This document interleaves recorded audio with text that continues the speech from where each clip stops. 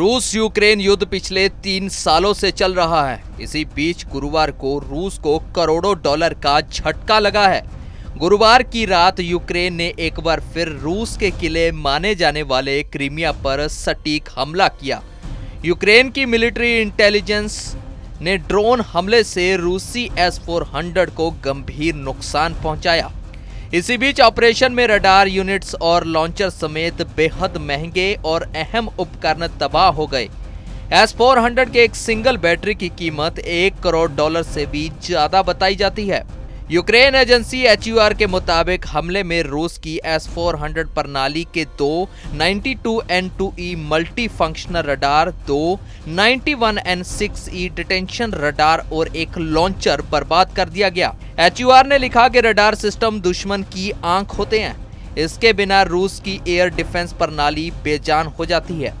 इससे पहले भी यूक्रेन कई बार क्रीमिया जैसे रूसी क्षेत्रों में S-400 सिस्टम पर निशाना बना चुका है। खास बात यह है कि रूस ने 2014 में क्रीमिया पर कब्जा कर लिया और इसे यूक्रेन के खिलाफ युद्ध के लिए एक लॉजिस्टिक बेस की तरह इस्तेमाल कर रहा था। रूसी मीडिया की रिपोर्ट बताती है कि सितंबर 2022 से अब तक 20,000 रूसी सैनिकों के खिलाफ यूक्रेन के खिलाफ लड़ाई से इनकार करने पर केस दर्ज किए जा चुके हैं। इनमें से 18,000 से ज्यादा केस सैनिकों के बिना इजाजत गायब होने के हैं। 17,000 से ज्यादा सैनिकों को सजा भी सुनाई जा चुकी है। और एक अन्य रिपोर्ट बताती है कि रूस अपने ही सैनिकों को गुलाम स्टाइल में सजा देकर डराता है ताकि इससे अनुशासन बना रहे।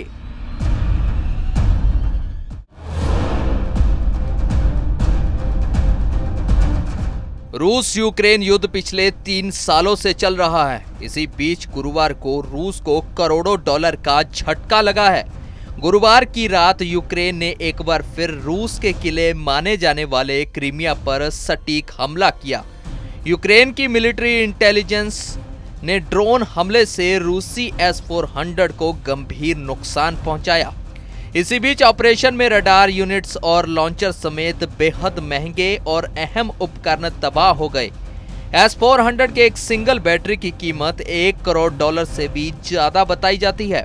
यूक्रेन एजेंसी HUR के मुताबिक हमले में रूस की S-400 प्रणाली के 2 92N2E multi functional radar, 2 91N6E detention radar और एक लॉन्चर बर्बाद कर दिया गया।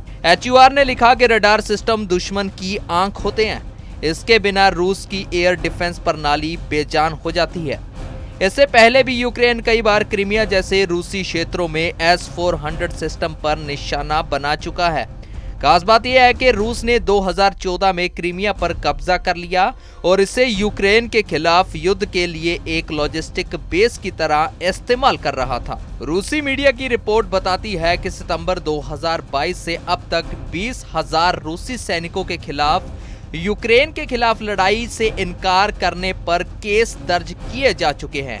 इनमें से 18,000 से ज्यादा केस सैनिकों के बिना इजाजत गायब होने के हैं। 17,000 से ज्यादा सैनिकों को सजा भी सुनाई जा चुकी है। और एक अन्य रिपोर्ट बताती है कि रूस अपने ही सैनिकों को गुलाम स्टाइल में सजा देकर डराता है ताकि इससे अनुशासन बना रहे।